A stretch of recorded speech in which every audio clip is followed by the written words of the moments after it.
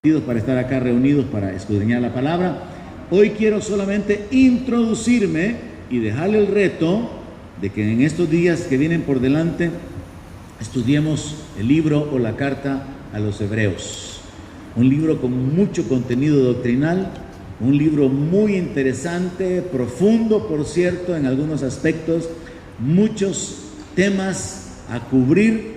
Y pues vamos a detenernos durante un buen tiempo. Lo más probable es que lleguemos de aquí a diciembre, escudriñando doctrinas, estableciendo principios y verdades fundamentales de la palabra de Dios y algunas otras no tan fundamentales, sino que profundas.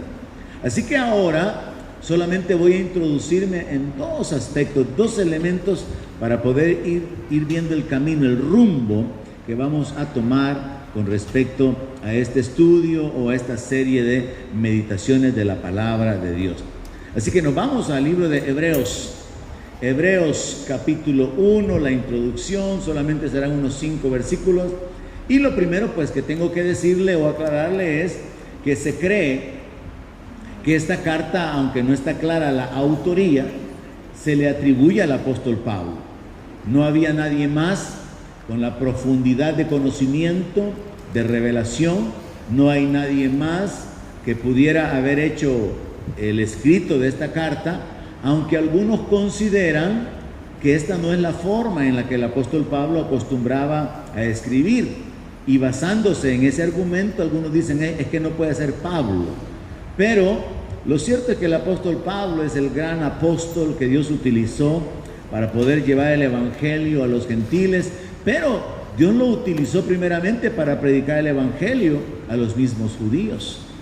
Y cuando ellos rechazaron el evangelio, entonces Pablo juntamente con sus compañeros dijeron: a ustedes era necesario que les predicáramos primero, pero como ustedes no se consideran dignos del reino, nos vamos a los gentiles. Y de hecho también el apóstol Pablo tenía un gran amor por su pueblo.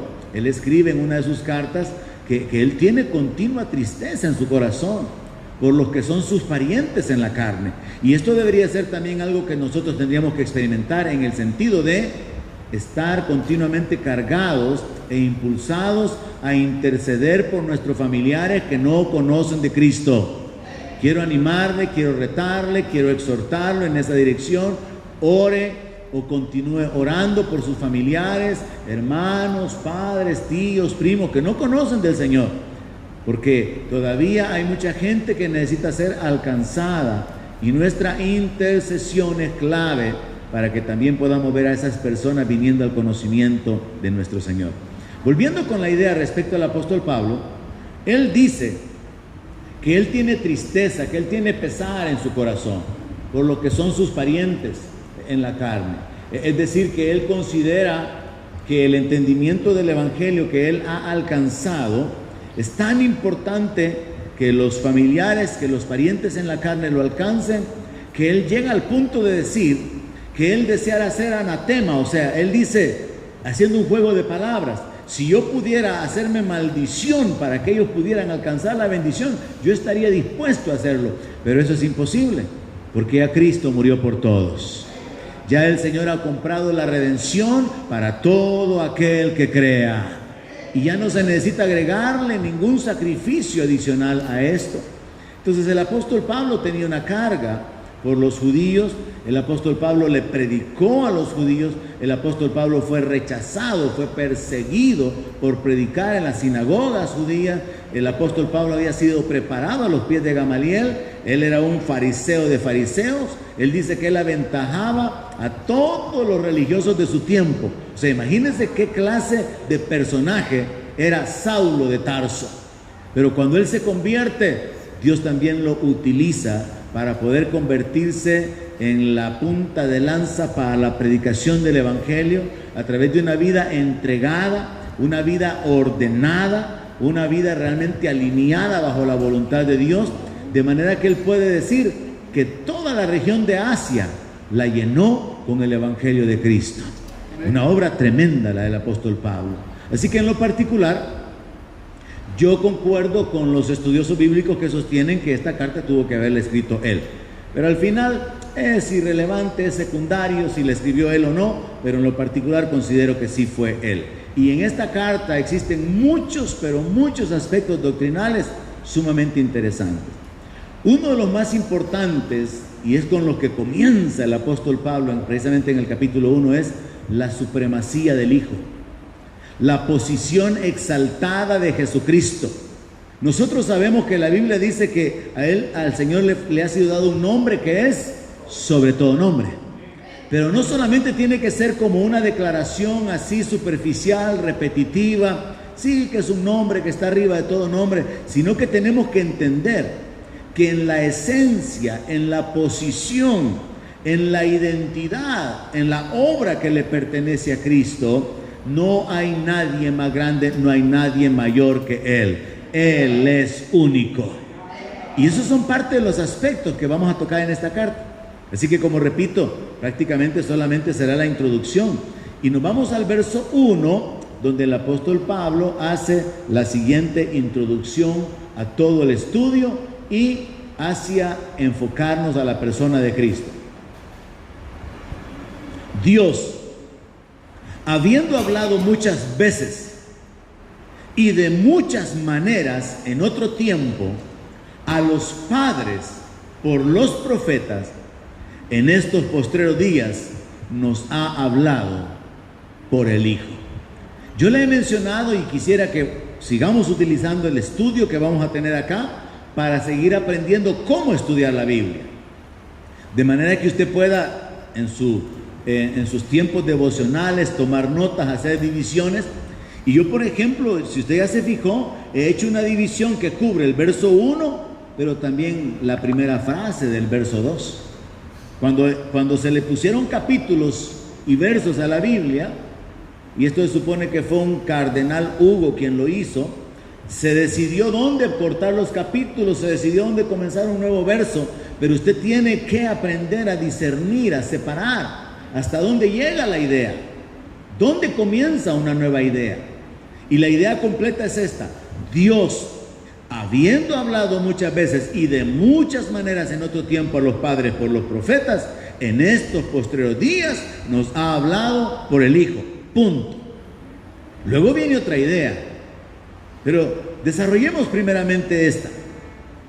El apóstol Pablo está haciendo referencia a que Dios, habiendo adquirido un pueblo a través de la redención, la descendencia de Abraham, por medio del pacto que hizo con él, y luego por medio de la redención en el tiempo de Moisés sacándolo de Egipto, Dios tuvo un trato con su pueblo.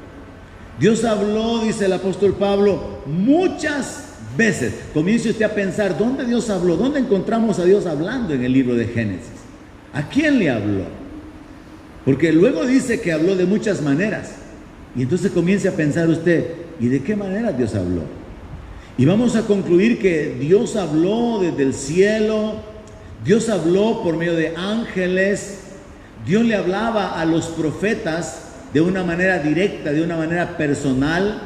Dios le hablaba a los profetas en visiones o en sueños, trayendo revelaciones. Y usted puede comenzar a considerar cómo Dios le habló a Moisés, cómo Dios le habló a Abraham, cómo Dios le habló a Josué, cómo Dios le habló a Daniel. Y usted comience a hacer un recuento, como repito e insisto, es nada más la introducción al estudio del libro de Hebreos. Dios, habiendo hablado muchas veces y de muchas maneras en otro tiempo, ¿a quiénes? A los padres, a los israelitas. Les habló a los antecesores de la generación que está siendo representada por el autor de la carta. Y entonces dice, Dios les habló muchas veces, Dios les habló de muchas maneras en otro tiempo a los padres por los profetas. Dios usó muchas maneras para traer revelación, para traer guianza. A veces fueron maneras bien directas, como cuando Dios hablaba con una voz audible, pero a veces fueron maneras indirectas, cuando Dios por medio de los profetas, por ejemplo, le daba una visión al profeta, le daba una revelación o una guianza al profeta, y luego el profeta tenía que ir a hablar con el pueblo. Esa era una forma indirecta. Podemos hablar también acerca de eventos en los cuales Dios no iba particularmente a hablar con la persona, sino que enviaba a un ángel, enviaba a su ángel, como en el caso de Gabriel, enviado para poder traer revelaciones a Daniel. O como en el caso de Josué, que Josué, en medio de la batalla, en medio del conflicto del avance hacia la conquista de Canaán, un día se despierta delante de una figura tremenda y Josué le pregunta: ¿y tú estás con nosotros o estás contra nosotros? Porque en la mente de Josué, él estaba viendo a un soldado y no sabía si era un soldado que era parte del apoyo para el pueblo de Israel o si era un soldado del ejército enemigo. Y no era ni uno ni otro. La palabra de Dios nos habla acerca del ángel de Jehová muchas veces. Y cuando hablamos del ángel de Jehová, que es otro estudio interesante que realizar, a veces era un ángel enviado de parte de Dios, pero a veces era Dios manifestado de una manera angelical. Y en algunas ocasiones no era Dios en la condición como el Padre, sino en la manifestación de Cristo, en una manifestación ya introduciendo la manifestación posterior del Hijo. Así que lo que sí podemos concluir y aceptar y entender es que cuando el apóstol Pablo dice que Dios habló muchas veces y de muchas maneras, y que le habló a los padres por medio de los profetas, nosotros podemos ir al registro bíblico de Génesis, Éxodo, Levítico, Número, Deuteronomio, y encontrar aún en el libro de los Reyes y en los libros de los profetas cómo Dios continuamente estaba hablando, porque Dios le ha interesado guiar a su pueblo. Solo un par de escrituras relacionadas con esto, de cómo Dios hablaba. Deuteronomio capítulo 5, verso 24. Deuteronomio capítulo 5, verso 24. Moisés, haciendo referencia a la experiencia que tuvo el pueblo de Israel cuando Dios manifestó su gloria. Recuerde que la nube de la gloria de Dios se manifestaba, el fuego de la gloria de Dios se manifestaba, y allá en el monte donde subió Moisés había un estruendo, habían relámpagos, habían truenos. Era algo terrible, dice la palabra. Y hablando sobre esa experiencia, Moisés le dice al pueblo lo siguiente: y ustedes dijeron: he aquí Jehová nuestro Dios nos ha mostrado su gloria y su grandeza, y hemos oído su voz de en medio del fuego. Hoy hemos visto que Jehová habla al hombre y éste aún vive. Es solamente una de las maneras. A Abraham Dios le habló desde la zarza, ¿verdad? Pero también Dios a Abraham le habló por medio del ángel, cuando él ya estaba listo para sacrificar a Isaac. Yo quiero dejarlo inquieto ya con que usted comience a hacer una lista. ¿A quiénes le habló Dios y de qué manera les habló Dios? De una manera directa, de una manera indirecta, de una manera personal, de una manera pública o congregacional, pero lo cierto es que Dios habló muchas veces y de muchas maneras. Y en otras ocasiones, aunque no es Dios hablando, sí hubieron manifestaciones extraordinarias, como la mula que le habló a Balaam, Dios interviniendo para traer una dirección, Dios interviniendo de una manera tremenda, sobrenatural, extraordinaria, en este caso para detener al profeta de su locura, de ir a profetizar por causa del dinero que le habían ofrecido. Entonces, interesante cuando vemos el escenario de que Dios ha estado continuamente hablando al hombre. Dios ha estado trayendo dirección, trayendo guianza, trayendo corrección, trayendo consejo, trayendo la dirección para la vida, trayendo la revelación, como en el caso de Moisés al dar la ley. Dios hablando muchas veces y de muchas maneras para introducirnos al hecho de que Dios ahora nos ha hablado por el Hijo. Una cita más, Job, capítulo 33, verso 14. Nosotros ahora como iglesia y teniendo la Biblia compilada, podemos hacer este estudio de ver a quiénes les habló Dios y cómo les habló. Pero en el Antiguo Testamento, mientras la historia se estaba desarrollando, no se podía acumular toda esta información. De hecho, muchos personajes en la Biblia hicieron declaraciones en su ignorancia o en su conocimiento parcial de las cosas. Por ejemplo, aún Salomón no estaba claro con respecto a la resurrección, porque el proceso de revelación, de conocimiento, de doctrina estaba en proceso de formación o de acumulación y de darse a conocer plenamente.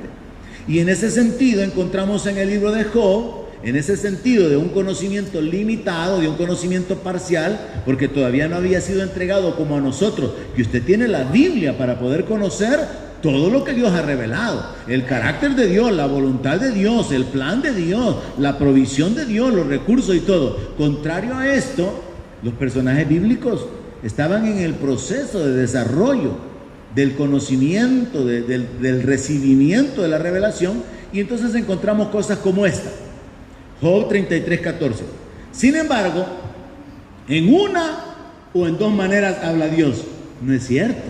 Dios habla de muchas maneras. Pero aquí está escrito, en el conocimiento limitado, en el conocimiento parcial de aquel tiempo, el del libro de Job. Entonces dice aquí, sin embargo, en una o en dos maneras habla Dios, pero el hombre no entiende. Por sueño, en visión nocturna, cuando el sueño cae sobre los hombres, cuando se adormecen sobre el lecho, entonces revela al oído de los hombres y les señala su consejo.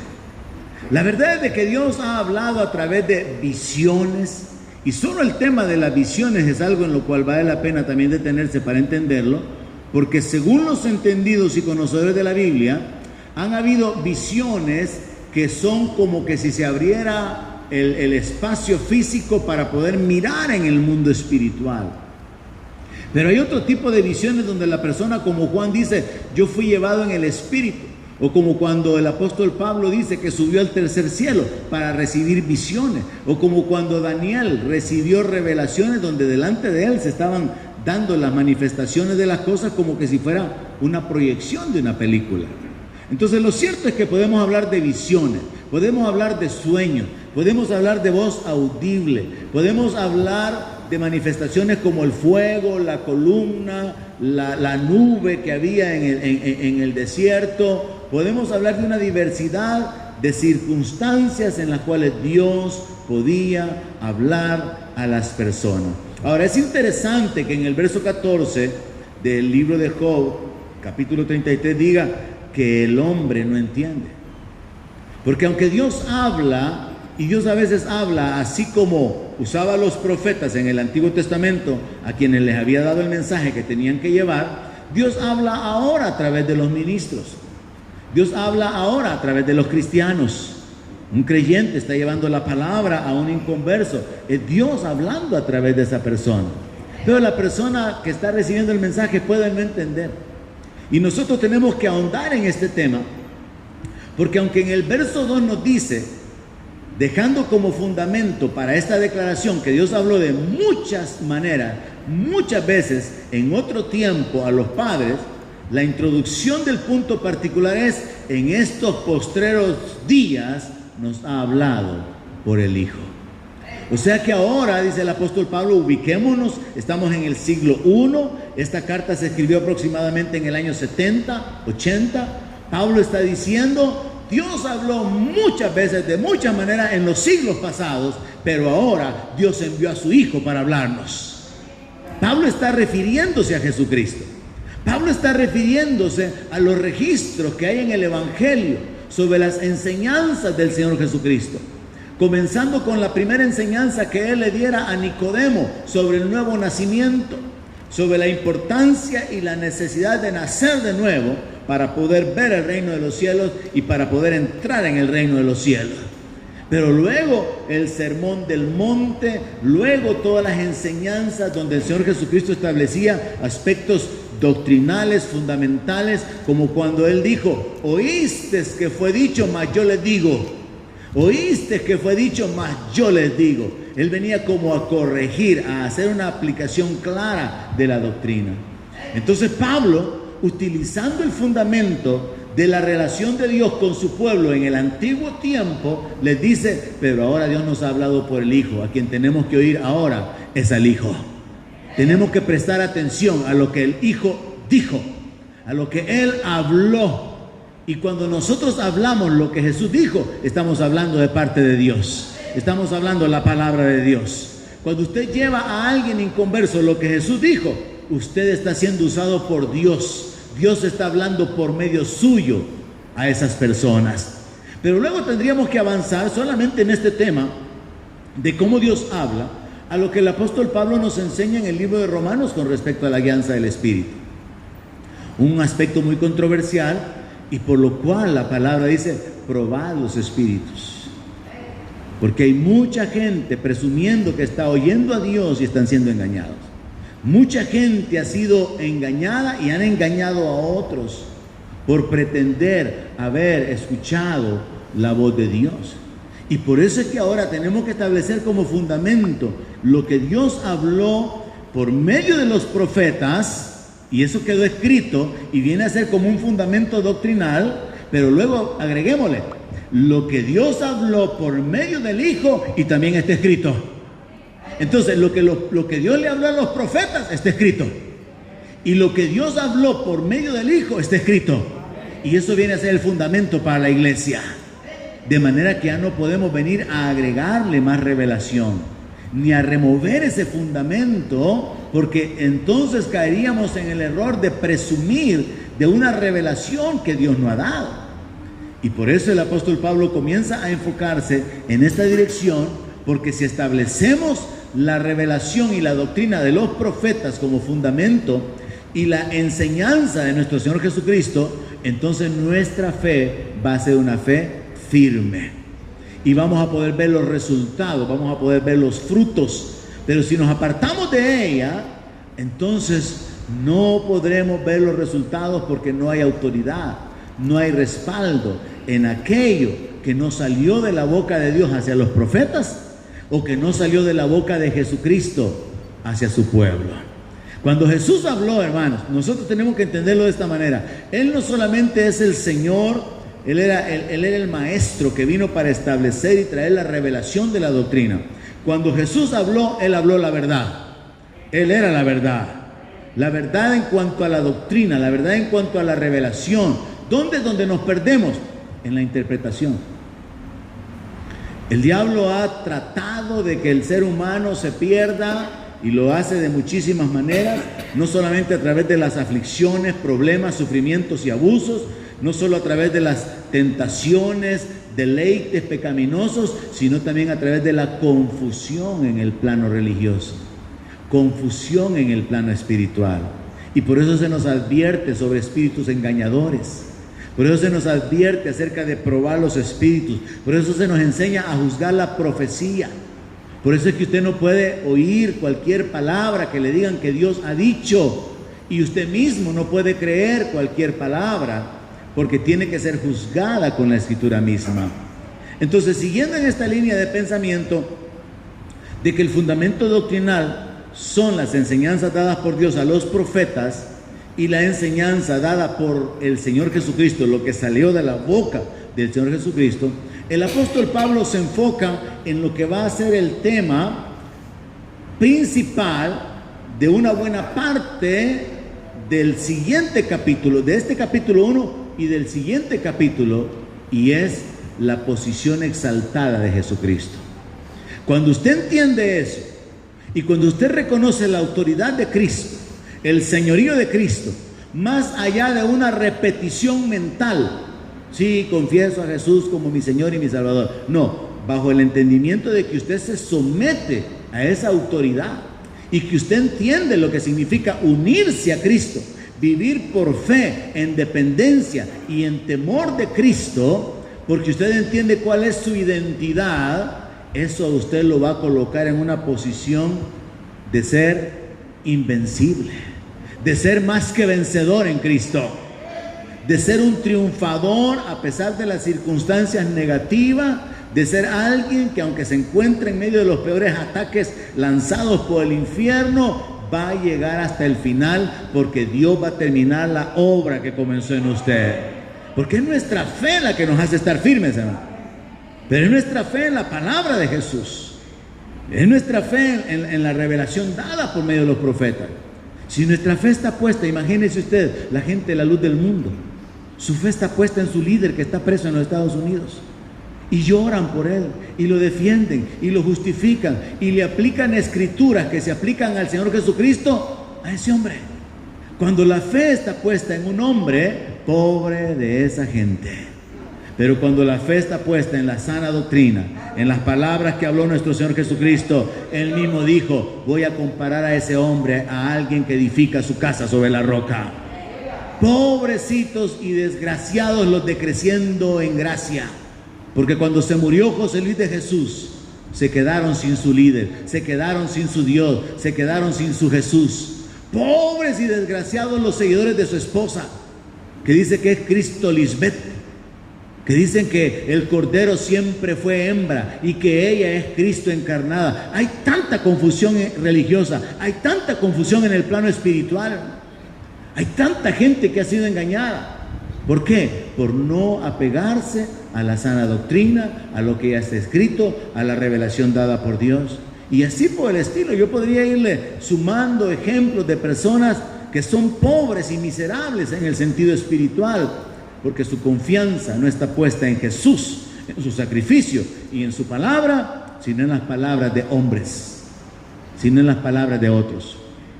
Pobres, aquellos seguidores, aunque sean de la iglesia más grande del país o de cualquier país, cuando su confianza está puesta en su líder. Porque cuando ese líder cae, cuando ese líder se enreda, su fe también se viene abajo. Pero bienaventurado el que confía en el Señor. Bendito el hombre que tiene en Dios sus fuerzas. Es bendito, es bienaventurado aquel que confía en el Señor, porque va a salir adelante y va a permanecer en medio de cualquier adversidad. Entonces el apóstol Pablo se enfoca en esa dirección. Vea cómo en el verso 2, donde corté la idea de que Dios había hablado muchas veces, de muchas maneras, por los profetas a los padres en otro tiempo, Pablo viene y dice: en estos postreros días nos ha hablado por el Hijo. Y habiendo establecido esa sentencia, esa declaración, Dios nos ha hablado por medio de su Hijo. Ahora viene el apóstol Pablo y se enfoca en la identidad del Hijo. Algo sumamente importante para nosotros como cristianos, como seguidores de Cristo, como discípulos de Cristo, como imitadores de Cristo. Porque si nosotros tenemos claro el entendimiento de la identidad de Cristo, hermano, nadie nos va a mover de ahí. Usted no va a seguir hombres, usted va a seguir a Jesucristo. Usted no va a seguir denominaciones, usted no va a seguir ni a defender religiones, usted va a seguir a Cristo. Usted va a entender quién es usted cuando usted entiende la identidad del Hijo. Entonces viene el apóstol Pablo y dice que al Hijo Dios lo constituyó heredero de todo. O sea que el Padre constituye al Hijo heredero de todo, el que habrá de recibir todo por herencia. Pero surgen inquietudes, y es parte de mi interés, hermano, mientras estudiamos la palabra, causar inquietudes en usted, causar incógnitas, causar preguntas, porque para que alguien herede, ¿qué tiene que suceder? Tiene que morir el padre o tiene que morir el pariente, ¿verdad? ¿Y cómo es que Jesús llega a ser el heredero de todo? ¿Cómo es? ¿De qué está hablando aquí la palabra? Jesús, el Hijo, ha sido constituido heredero de todo. Y la Biblia luego nos introduce a nosotros diciendo que nosotros somos coherederos juntamente con Cristo. Y entonces este asunto de la herencia es algo que también debería de inquietarlo, hasta el punto que usted no debería de conformarse con que oye la palabra, oye la predicación de un día domingo o de cualquier día entre semana y se queda sin solventar las inquietudes, sino que usted va a la palabra para poder escudriñar. ¿Y cómo es esto de que Jesús es el heredero? Porque luego esto para lo que nos sirve es para introducirnos a nosotros como herederos y coherederos juntamente con Cristo. Pero el punto principal aquí, sin meternos en el asunto de la herencia, porque para que Jesús llegue a ser heredero, el Padre tendría que morir, y es una cuestión espiritual que tendríamos que ir a escarbar, ¿verdad? Cuando el enfoque es otro, Dios muere en la persona de Jesucristo. en la manifestación del Hijo, el punto principal es que Él es el heredero de todo. Y si Jesús es el heredero de todo, otra forma de decirlo es, Él es el Señor, Él es el dueño y tiene la autoridad sobre todas las cosas. Pero luego se nos introduce algo totalmente diferente a esta idea anterior. Y por quien asimismo hizo el universo. O sea que Dios ha declarado al Hijo heredero, pero Dios hizo el universo por medio del Hijo. Y esto nos lleva a nuestra clase del Instituto Bíblico de Teología. El misterio de Dios el Padre y de Cristo. Colosenses capítulo 2, verso 2. No hay una Trinidad en la Biblia. No existe la Trinidad en la Biblia. No existe un misterio de tres. Existe un misterio de dos. Porque Dios es Espíritu. Y el Espíritu Santo es la esencia, es el ser de Dios. Y Dios dice, derramaré mi Espíritu. Entonces no hay tres. Solamente es un misterio de Dios, que es Padre y es Espíritu, y de Cristo, que se encarna, que es un asunto que toma muchas horas para poder escudriñar. Y entonces no llegaríamos hasta diciembre con esto. Llegaríamos hasta diciembre del 2022, escudriñando de miércoles en miércoles, solo 20 minutos o 30 minutos a la semana. Por eso usted tiene que ser diligente y escudriñar las Escrituras por su parte. Entonces, viene una doble declaración. El Hijo fue constituido heredero de todo, pero al mismo tiempo es por medio del Hijo por quien Dios hizo el universo. Y eso dice la palabra también en el libro de Colosenses, que por medio de Él fueron hechas todas las cosas. Por medio de Él y para Él. Dice que Él es antes de todas las cosas. Y fue por medio de Él que Dios creó las cosas visibles y las cosas invisibles. En Colosenses capítulo 1. Entonces vemos aquí que hablando de la identidad del Hijo, se nos enfoca que Él es el heredero, pero que también Él es el creador. Él es el que hizo el universo. Verso 3, se nos agregan elementos relacionados con la identidad, el cual siendo el resplandor de su gloria. ¿Quién es el Hijo según la Biblia? Jamás la segunda persona de la Trinidad. Eso no está en la Biblia. Jesús es el resplandor de la gloria de Dios. Jesús es la imagen misma de la sustancia de Dios. Pablo lo dice en otro libro, en otra carta. Él es la imagen visible del Dios invisible. Entonces Jesús es lo visible de Dios. Por eso es que cuando Felipe le dice al Señor Jesucristo, mira Señor, le dice, muéstranos al Padre y nos basta. ¿Qué le responde Jesús? ¿Cuánto tiempo he estado con ustedes, Felipe, y no me habéis conocido? El que me ha visto a mí, ha visto al Padre. Porque el Hijo da a conocer al Padre. El Hijo es la revelación del Padre. El Hijo es la manifestación visible del Dios invisible. Dios en sí mismo es invisible. Nadie lo ha visto ni nadie lo puede ver. Pero a través de Jesucristo Dios se hizo visible en su manifestación en la carne. Y como dije, son aspectos profundos, son parte de los aspectos profundos que se encuentran en la palabra de Dios y de los cuales nosotros pues vamos a ir tocando poco a poco. Luego dice que Él es quien sustenta todas las cosas con la palabra de su poder. Hermanos, no tenemos que tener temor del futuro, ni de lo que viene.